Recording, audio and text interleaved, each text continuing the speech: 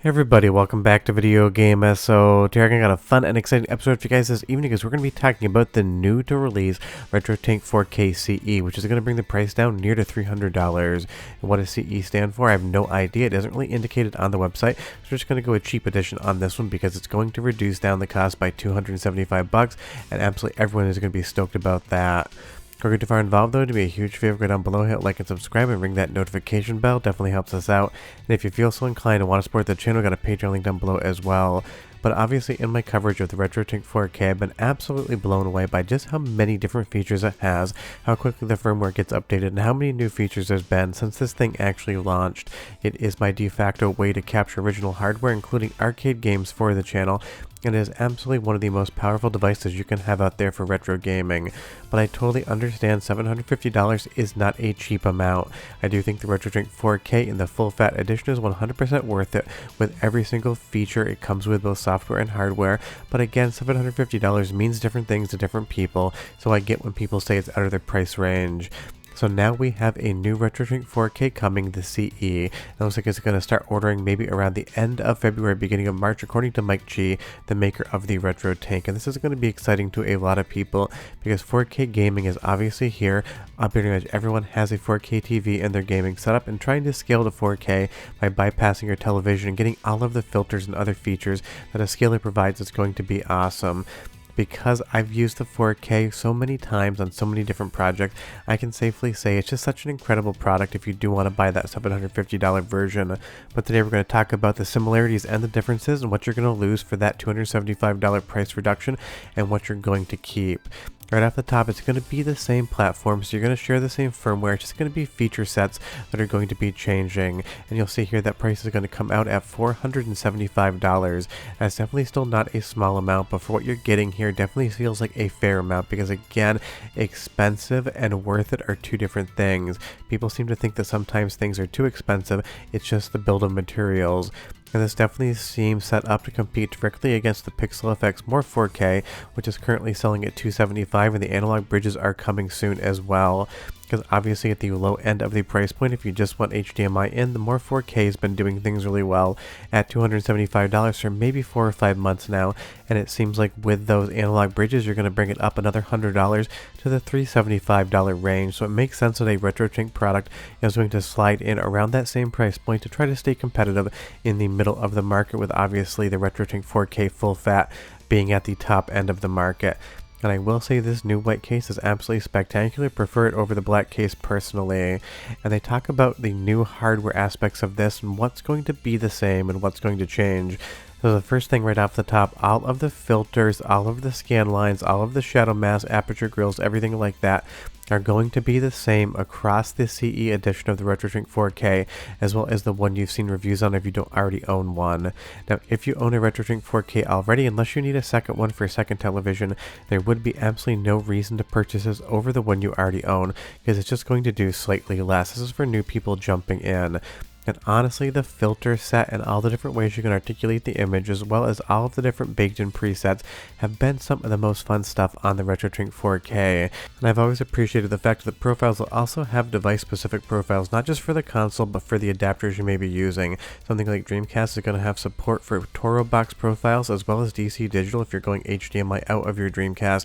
And this is all going to come across to the CE edition per the website, exactly like you see it now on your screen. And if you have a RetroTink 4K or know somebody who does, you're going to be getting the exact same feature set as far as all of those filters and profiles are concerned. And that is a huge reason to have something like the RetroTink 4K or a scaler, not just to scale the image, but to articulate it to get it to the point where you like the look of it. Now, as far as the ports are concerned on the CE, they're going to be absolutely identical, minus one thing about the enhanced S video, which we'll get into in a moment. But every single port you see on the RetroTink 4K, your component in, your audio in, the optical audio in VGA, as well as the HDMI in, SCART, and the S video and composite adapters on the front, those are all going to work and be there exactly the same as they are on the RetroTink 4K that currently exists. And honestly, the SCART has been such a huge benefit for me on the arcade side of things, trying to connect all sorts of different arcade boards that have different sync rates. This has been a godsend as far as my arcade captures are concerned, because many boards run at very strange frame rates and refresh rates, and this thing has taken in every single signal I have thrown at it. So as far as your inputs are concerned, minus the enhanced S-video being dropped, it is going to be identical, and of course you're still going to have the standard S-video, which we'll get into in just a bit.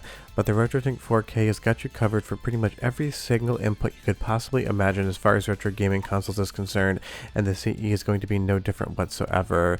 You'll see here the entire listing of everything that you're going to be able to use. SCART RCA jacks for the component as well as the composite, that HD15 VGA port in which supports pretty much every other input, and everything else you could possibly want. You'll see around the back the actual form factor is identical. It's only what's inside that's different, so it's going to look, play, and feel exactly like a RetroTink 4K, just in the CE edition. And again, I do love that white case, but tell me down below, black or white, which one do you prefer? And this has always been something great about the RetroTink 4K.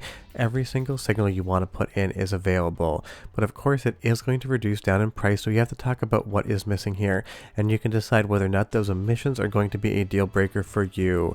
Right off the top, it's going to have no rotation support, and that is something that definitely does make a difference to me, but depending on what type of game you're playing and how you're playing it, it may mean no difference to you whatsoever. Now if I take my IGS PGM board Katsui here from Cave and plug it into my television through any sort of scaler without rotation, it's going to appear like this, because this is a tate or vertical game. You can go into the menu on the RetroTink 4K and you can actually rotate this around. You'll see here if I just pop into the right menu, not the wrong one. This is early when the device first dropped and I couldn't remember where it was. You will see we're able to take this horizontal image and rotate it to being true tate mode. It does take a few seconds to get used to, and you do kind of need to move around to make sure everything works correctly, but once you get it done right, you will end up with an image that is correct for what you're actually trying to play versus turning your television onto its side. Pretty easy to do on a 4x3 CRT television, pretty hard to do when you're dealing with like a 65 to 70 inch 4K OLED television in your bedroom or in your office or living room. You see, it does take a few minutes to get the rotation and scaling correct, but this is something that the CE edition of the RetroTink 4K is not going to feature whatsoever. Rotation has been removed per the website, so this is something that you really want to depend on. This is something that you might want to think about getting the full fat version for, because this is going to be missing, and I do use it all the time as a feature, so something I really do appreciate about the full fat RetroTink 4K, but really honestly maybe only 1 to 2% of users actually use something like this. Additionally, on the deinterlacing front, another thing I think people will notice when they go to the CE edition is there's going to be less of a feature set in deinterlacing. I'm sure it's still going to look excellent because the deinterlacing algorithms on the RetroTink 4K have been great, but you're not going to get every single deinterlacing option in the full fat version of the RetroTink 4K for $750. Depending on what you play, that might not mean anything to you, or it might be a deal breaker. Again, just pointing out the differences here so you understand. You're also going to lose the support for inverse telecity, and that's something that I feel like most people probably aren't playing around with whatsoever. These are all removals because the new FPGA chip inside the RetroTink 4K CE has less logic elements, so you can't fit every single thing in. And as far as BFI, you're only going to get basic black frame insertion, and you're not going to get the enhanced S-video support. You're just going to get standard S-video. But again, I feel like these are not maybe edge cases for the RetroTink 4K. I know a decent amount of people use them. I just think it's going to be something that maybe most people don't miss, because I feel like Mike Chi has gone through and effectively kind of pared down the feature set of the RetroTink 4K to fit into this new logic element footprint while leaving some of the best features there. The only thing I would honestly miss would probably be the rotation, as it does use a smaller FPGA chip. It uses an off-the-shelf heatsink versus a custom machine aluminum one, which honestly, unless you open up your RetroTink 4K, you would never even notice how it was made in the first place. So that's kind of the omissions list here. You know what you're getting. You're getting the same scaler, you're getting the same input, you're getting most of the same feature set, with some of those more valuable features being removed. But obviously, $750 is a big chunk of money for something like the RetroTink 4K, and I feel like most of the comments from people that said they were holding off on buying one, it was all about the price point. They just didn't want to get that heavy into their scaler and their wallet. So now the CE, once available for order, is going to be $475, and that's definitely going to be a more palatable price point.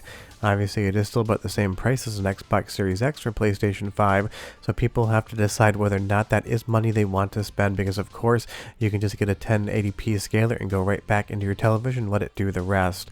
But a lot of people have been asking me about the RetroTink 4K CE and whether or not I think it's going to be worth it, and obviously if I think the RetroTink 4K at $750 is a good value, then I'm sure at $475 with limited feature set it's going to be about the same. I am not going to purchase one for review because I don't need a lesser scaler than I already own. This is probably the only time I'll talk about the CE unless Mike Chi decides to send me one for review. If you have any questions, just leave them down below. We're done and I'll see you guys next time. Bye bye.